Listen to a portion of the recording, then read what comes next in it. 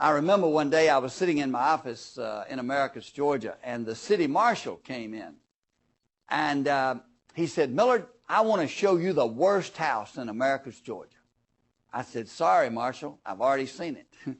I was sure I had seen the worst house because I had seen a lot of houses in Americus, and I didn't believe that the city marshal could show me anything worse than what I had already seen. "No," he said, come on, get in the car. I want to take you and show you the worst house." So I went out and got in the car with the marshal, and we drove into the northeast part of the city. We drove off the main street, and we went on to another street, and we turned, and we turned, and we turned, and finally we ended up in a section of the city I'd never been in.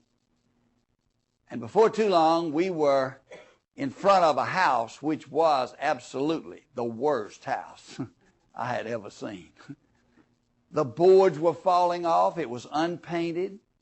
The roof was obviously leaking. The windows were broken. The front door was hanging on its hinges. And worst of all, the house was visibly leaning to the right. I found myself as I stood there leaning to the left, trying to help it out. I thought it might fall down while we were actually looking at it. Well, we went up and met the people who lived in that terrible house. It was a double amputee named Johnny Jones. And he was living there with his wife, Dorothy. And that was just about one of the most hopeless, pitiful situations I had ever seen. Johnny was literally a prisoner in that house, because unless somebody came and lifted him out, he just had to stay in the house day after day after day after day, because there were no ramps. There was no way to get in and out of the house in a wheelchair. So he just sat in his wheelchair day after day. Well, we talked to them and we said, "We would like to work with you and get you out of this house." Well, they were so excited. I mean, they just hated living in that terrible house. And we found out that Johnny owned the property, so that was not a problem. And we made arrangements to move the two of them to a nearby house temporarily, and we tore this old shack down.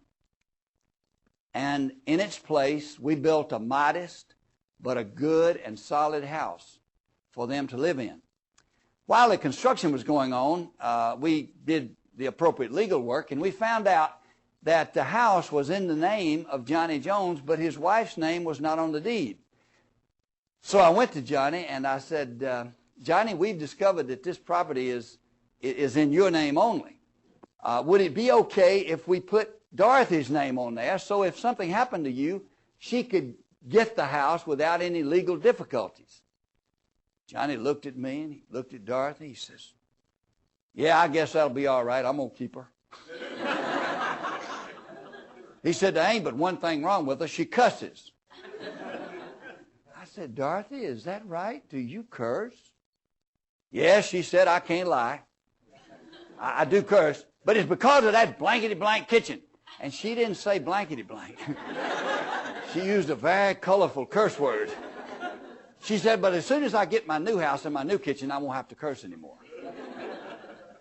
Well, finally the house was finished, and amidst great rejoicing, they moved in. There was a good ramp coming out of the front door. Johnny was no longer a prisoner. He could come and go as he pleased, and they were comfortable. There was good insulation. The roof didn't leak. The windows were not broken. The door was properly hung.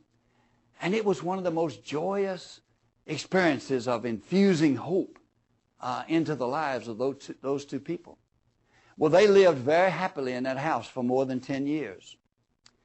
And one time I was off on a speaking trip, and when I came back home, I got the word that Johnny had died.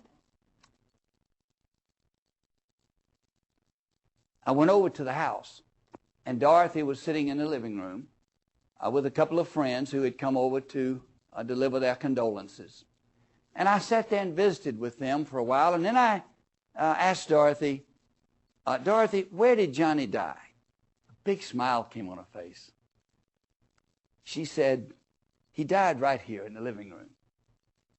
He got sick," she said, "and we took him to the hospital, and we all knew, and he knew, that he wasn't going to make it. And she said he told me Dorothy, take me home. I want to die in my house.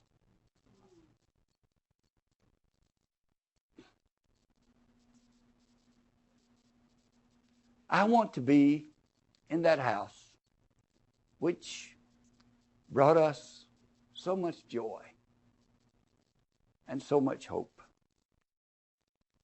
It was a beautiful experience and filled me with great joy to know that I had been a small part of making that possible for that couple.